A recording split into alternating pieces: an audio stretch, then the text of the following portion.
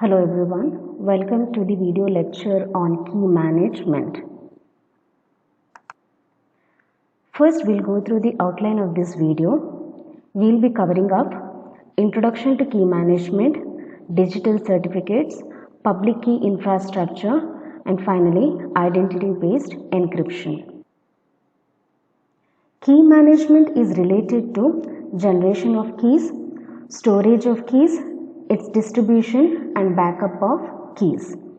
In this chapter, we focus on the management of public and private key pairs. We know that public and private key pairs are used in encryption-decryption process, signature generation verification process, and in authentication process. When it comes to encryption-decryption, encryption makes use of public key and decryption makes use of private key. In signature generation verification, generation makes use of private key and verification makes use of public key. Now, if A and B are the two communicating parties, then the key issue is how does A knows B's public key. So there are three possibilities. First, A may frequently communicate with B in a secure fashion, so she may already have B's public key. In this case, we make an assumption that B must have securely communicated his public key to A at some point in the past. But the drawback with this possibility is that if any time B's private key is compromised, the confidentiality of the message from A to B using the corresponding public key can no longer be guaranteed. Second drawback is that if B's public and private key pair is changed, then the new public key should be securely communicated to A each time. Due to these drawbacks, the second possibility came into existence. That is, every entity's public key is securely maintained in a centralized directory. In this case, if A has to obtain B's public key, he need to query the directory. But the drawback is scalability. That is, an infrastructure to support this directory could become a bottleneck. So they came up with the third possibility where A receives a document signed by the trusted source C containing B's public key. That is, a document containing B's public key is being signed by some trusted source C and then it is sent to A. We explore the last possibility in greater detail in the next section after introducing the idea of digital certificates. Next we'll see what is a digital certificate. A digital certificate is a signed document used to bind a public key to the identity of a person. Individual's identity could be his or her name, a national security number, an email address or a postal address, employer information or some combination of these. Now the entity that issues this certificate is called as Certification Authority. In short, we call it as CA. Now CAs are often selected government agency or it can be a bank as well. The question is, for whom we can issue these digital certificates. The certificates may be issued to an individual or it can be issued to an organization or even to servers.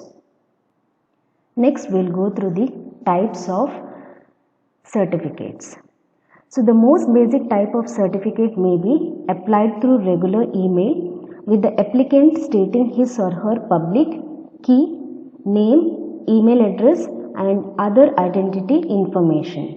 In this case, the CA requires no credential from the applicant.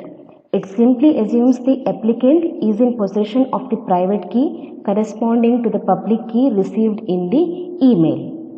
These certificates are only appropriate for application with the least demand of security. For more security, certificate issuance would require CA to perform identity verification of the applicant.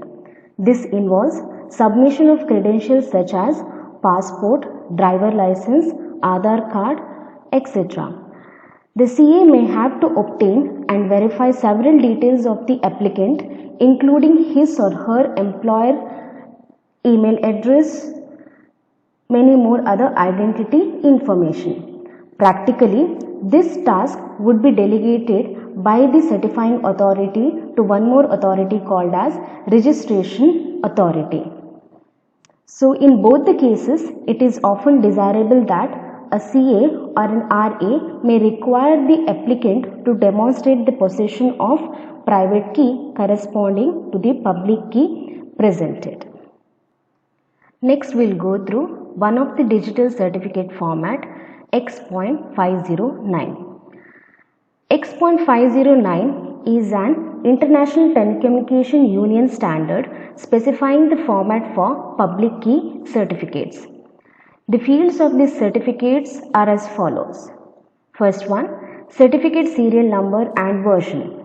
Each certificate issued by a CA will have a unique number called as certificate serial number. Next field is issuer information, that is nothing but the information of the certifying authority. The information include his or her name, the email address, the organization name, the country which they belong to, and other identity information of a certifying authority. Next field is subject information. This includes certificate subject's name, country, state, organization which they belong to, along with that their email address. Next field is subject's public key information. This includes the public key algorithm used, the public key parameter. For example, if the public key algorithm is RSA algorithm, then they need to mention the key parameters, that is nothing but the modulus n and the exponent e value. The next field is validity period. So there are two date fields that specify the start date and end date between which the certificates are valid. The last field is certificate signature and associated signing algorithm information. So it is necessary to verify the authenticity of the certificate. For this purpose, it is signed by the issuer. So the certificate should include issuer's digital signature and also the algorithm used for signing the certificate. Next, we'll go through one of the digital certificate snapshot. As you can see, initially the version is mentioned, so the version number is 1. Next, the serial number is given, that is 3174. Next, signature algorithm, that is nothing but the CA algorithm used in order to sign the document. That algorithm is nothing but MD5 with RSA encryption. Then you have the issuer information, that is CA information, which includes C is equal to IN, which stands for country is equal to India, state is Maharashtra, location is Mumbai, O stands for organization, that is Security Center, and their email address as well. Then you have the validity period. Again, it has two fields, before and after, during which the certificate is valid. So validity starts from January 1st, 2010 till December 31st, 2010. Then you have subject information. Again, C is equal to IN, stands for country is equal to India, state is equal to Goa. Similarly, location, organization is Ocean Enterprises, and finally subject's email ID. Then we have subject public key information. So the algorithm used, so it is RSA encryption. Then we have the public key parameters. The first parameter they have mentioned is modulus value. The next parameter they have mentioned is exponent value. Finally, we have the signature algorithm and the signed value. So this signature algorithm used is MD5 with RSA encryption, and the final value you can see that is nothing but the signature generation value. If A and B are the two communicating parties, and if A has received B's certificate, before using it, we need to perform the following check. Firstly, check for the identity of B. This can be determined by checking whether the certificate contains B's name. Secondly, A should check if the certificate is still valid. Since the validity period is contained in the certificate, this can be checked easily. Finally, the certificate should be signed by a CA or an RA. For this, A should verify the signature contained in the certificate. For this, A requires the CA's public key. Since CA is globally known and A has access to CA's public key, this can be verified easily. That is nothing but the signature of the CA can be verified. Next, we'll go through public key infrastructure. A public key infrastructure includes the CAs, the physical infrastructure with encryption technologies, hardware, then finally the formulation and enforcement of policies and procedure. Now, for the smooth functioning of CAs and the physical infrastructure, we require some policies and procedure. So, together with all these three components, we can have a public key infrastructure. Now, the public key infrastructure also includes the services required in supporting the use of digital certificates like certificate creation, issuance, its storage and archival, key generation and key escrow, certificate or key updation, and finally certificate revocation. Now, what is key escrow? So, sometimes there is a necessity of securely backing up of private key and make this private key available to the owner or the trusted authority under special circumstances. This process is called as key escrow. Next, we'll go through 4 types of PKI architectures. They are PKI with single CA, hierarchical or tree-based PKI architecture. Third one, mesh-based PKI architecture. Fourth, bridge-based PKI architecture. Next, we will go through each one of these architecture. First one, PKI with single CA. Here, one CA could issue certificate to multiple users, enabling any pair of these users to communicate securely using certificates exchanged between them. So, in the diagram we can see that there is a single CA, CA1, who is responsible for issuing certificates for the users U1, U2 up till UN. So, each arc in the figure represents trust relationship.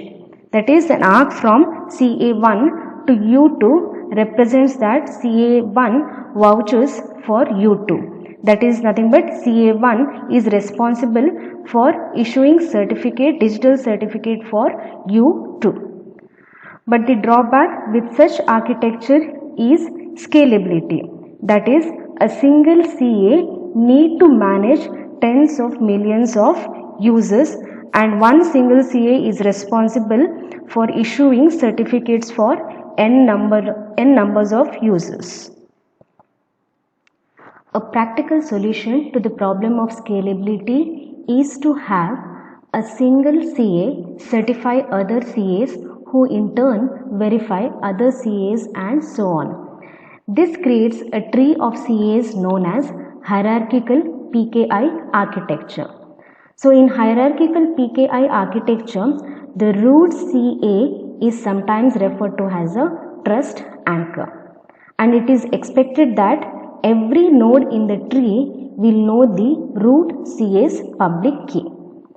So, in this diagram we can see that the root CA is nothing but CA1, which in turn certifies CA2, CA3 and CA4. CA2 in turn certifies CA5 and user 1, CA5 in turn certifies U2 and U3. So if at all now user 1 wants to communicate with user 7, then user 1 needs user 7's public key. Now how that is generated? The user 7 need to embed his public key in a document in order to create a digital certificate. Now that digital certificate is signed by CA6, which in turn will be certified or signed by CA3, which in turn will be signed by or certified by CA1. Now that digital certificate is sent to user 1. User 1 on receiving that digital signature, since he knows root CA's public key, he will verify the digital certificate. On verification, he will obtain CA3's public key. Using that, he will verify the certificate. In turn, he will obtain CA6 public key, which again which will be used in order to verify the certificate, from which he will obtain user 7's public key. Now using user 7's public key, user 1 can directly communicate with user 7. So the advantage of this approach is easy scalability. That is, each CA is responsible for certifying a limited number of users or other CAs.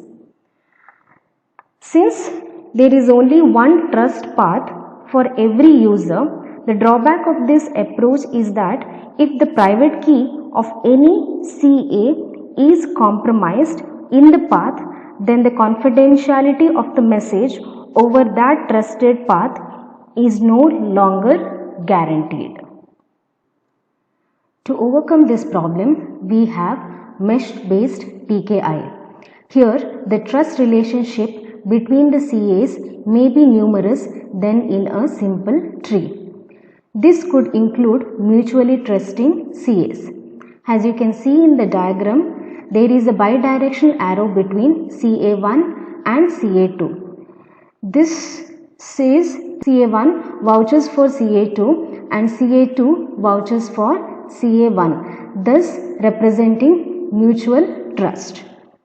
So if user 1 wants to communicate with user 7, there are two trust paths, that is from CA1 to CA2 and to CA4. The other trust path is CA1 to CA3 to CA4. So the advantage of mesh-based PKI is that there may be multiple trust paths between two users. These paths provide greater resilience in the event of one or more CAs being compromised. Next, we'll go through the final architecture, bridge-based PKI. Bridge-based PKI is motivated by the need for secure communication between organizations in a business partnership. Suppose that partnering organizations already have their own PKIs. A bridge CA is introduced that establishes a trust relationship with the representative CA from each organization. This is accomplished by the bridge CA and the organizational representatives issuing certificate to each other. So the representative CA is the one that has a trust path to all the users in the organization. As you can see in the diagram, there are two organizations, organization A and organization B, who are in partnership. Now organization A individually, they have a tree-based PKI architecture. Organization B has a mesh-based architecture. Now they have to select one of the representative CA. So representative CA need to have a trust path to every individual in their organization. So in this case, in organization A, since it is a tree-based structure, obviously the root node will be the representative CA. In case of mesh based, we need to select one of the CA as the representative CA which has a trust path with each of the individuals of the organization.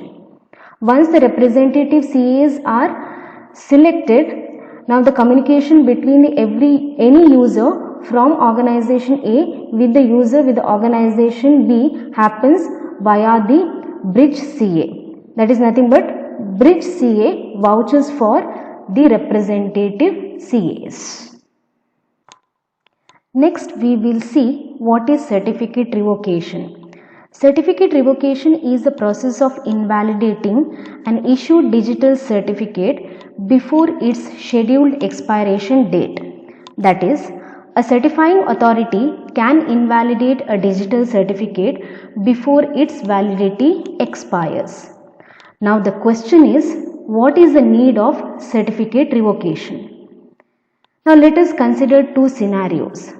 First one, consider a subject Prashant who was issued a digital certificate with validity period between Jan 1st, 2010 to December 31st, 2010.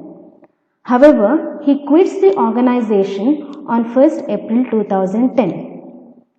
Now assume that Prashant's certificate is to be used for key exchange or authentication, and also he has made a copy of it. Now assume that another party uses the public key from the Prashant's digital certificate in a key exchange certificate to encrypt a random session key later after April 1st, 2010. Since Prashant has the private key corresponding to the public key in the digital certificate, he will be able to authenticate himself or perform authorized decryption even after leaving the organization.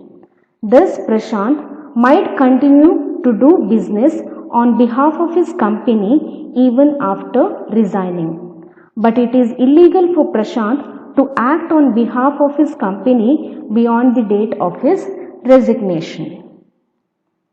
Now let us consider the second scenario.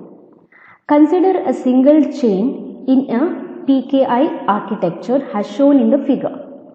Suppose now the private key of CA3 were compromised. An attacker with the access to the compromised private key could do the following. First one, generate a public and a private key pair called as X, Y. Second step, create a certificate containing the public key X with subject name U. Finally, sign the above certificate using the compromised private key of CA3, thus creating U's digital certificate. Now the attacker has thus created an entity U acting as a legitimate subject. Now the attacker can fork the signature of U on any message by signing with the private key Y. The attacker would provide a certificate chain of two certificates. The certificate issued by CA1 vouching for CA3 and the above certificate created by him, that is U. This chain is valid trust path from the root of CA to the subject U. Using the public key of CA1 and the certificate chain, the verifier would accept the fraudulent signature generated using Y as an authentic signature of U. Now based on scenario 1, we need a mechanism to revoke certificate issued by an organization to an employee when the latter leaves or changes the role. The second lesson learned from scenario 2 is that if a CA's private key is compromised, then any certificate issued by the CA is invalid and it should not be included in any trust path or certificate chain. Now let us see how we can handle revocation. There are three solutions. First one, use an online facility that provides information on the current status of digital certificates. For this purpose, we use a protocol called Online Certificate Status Protocol, OCSP is employed. That is, using this protocol, it gives the information about the current status of any digital certificate. Second solution is to distribute the list of revoked certificates, that is certificate revocation list. In short, it is called as CRLs. Now the frequency of the updation of the revocation list is an important factor. Now if the CRLs are distributed too frequently, they could consume considerable bandwidth. On the other hand, if they were distributed infrequently, information on recently revoked certificate may not reach to those who need it in a timely fashion. In both the previous solution, the verifier need to make sure that the certificate is currently valid. But it is possible to design a system wherein the signer requires the cooperation of the trusted third party called as TTP in generating a signature. So solution 3 explains how it is done. Both the signer and the trusted third party have a part of the private key with neither party knowing the other's part. Neither acting on their own can create a signature on the document. To sign a document, the signer would contact the TTP. The TTP would check whether the signer's certificate has not been revoked. If it is not been revoked, the TTP will sign the document. Now, in this case, the TTP itself will maintain the certificate revocation list. The TTP may also act as the timestamp authority and certify the time at which the document is signed. This may be done by signing a value obtained by concatenating a timestamp with the hash of the document. Now let us consider an example that summarizes the certificate revocation problem from the perspective of signature verification. Now consider the horizontal line which represents the timeline. So there are 4 times that is being specified. The first time indicates when the certificate valid start date was. That was 1st January 2010. The second time represents signer's key was compromised. So the signer's key was compromised on 1st of April 2010. Third date represents the certificate revocation information received.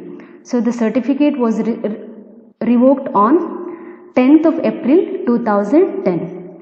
The last date indicates certificate expiry date. So the actual expiry date of the certificate was 31st December 2010. With respect to this, we'll consider 4 cases. First case, at time t1, the signature generation happens. At time t3, signature verification happens. So at time t1, signature generation, and at time 3, signature verification. Now the question is, does verifier accept this signature? So in this case, I can say yes, it accepts the signature. The reason is that the signature was generated at the valid period before the signer's key was compromised. So on verification, what happens? The certificate is not yet revoked, so the system will accept the signature on verification. But should the verifier accept the signature? Yes, he should accept the signature because the signature was generated at the valid period. Now we'll consider the second case. The signature generation time is T1 and the signature verification time is T4. The question is, does the system will accept the signature? Now in this case, the system won't accept the signature. The reason is, even though the signature is generated at the valid period, it is already revoked when the verification happens. So the system won't be accepting the signature. But should verifier accept the signature? Yes, the verifier can actually accept the signature. The reason is that the signature was generated at the valid period. Now consider the third case where the signature is generated at time t2 and it is verified at time t3. So in this case, Will the verifier accept the signature? Yes, he will accept the signature. But should the verifier accept the signature? No. What is the reason? Since the signature was generated at time t2 after the signer's key is compromised, there is a chance that the signature might have been generated by either by the legitimate user or by the attacker. In this case, the system shouldn't actually accept the signature, but it will, since the certificate is not revoked yet. Coming to the fourth case, the signature is generated at time t2 and it is being verified at time t4. In this case, should the system accept the signature? No, it won't. Should the verifier accept the signature? No. The reason is that when the system verifies the signature, already the certificate is revoked. So in this case, the system won't be accepting the signature. Now if we consider all the four cases, the third case is most dangerous. That is, the signature was generated at time t2 and it was verified before the revocation of the certificate happens, and in this case the system will accept the signature, which is the most dangerous situation. In this case, we can go for the solution 3, which is already explained. The last concept is identity based encryption, in short IBE. It is one of the alternative to digital certificate to generate public key of an user. This scheme was originally derived from Shamir's paper, wherein a person's public key could be computed as a function of that person's unique credential, such as his email address. Thus, anyone can compute anyone's public key only knowing their email address. Next, we will go through the schema in detail. IBE assumes the use of trusted third party called the private key generator. In short, it is called as PKG. Next, we will see how the IBE schema works. Now, the public key generator, initially it will be having its private key and the associated public key. Now, the public key of the private key generator is known to every user in the network. Now, to obtain the private key, A informs the private key generator that she wishes to receive a private key corresponding to her email ID. On receiving the email ID, the public key generator makes sure that the credentials does indeed belong to A itself. The PKG also makes sure that the ID, that is the email ID, is universally unique. That is, no other individual has the same email ID. If so, PKG will generate a private key for A, which is a function of her ID and the private key of public key generator. The public key generator then securely transmits the private key to A. Now, with the knowledge of public key generator's public key and A's unique ID, that is email ID, anyone can compute A's public key. The advantage of identity-based encryption over digital certificate is that there is no need to securely transfer the public key of a user to other. He can generate on his own. So we are done with the first chapter of module 3. Thank you for watching this video.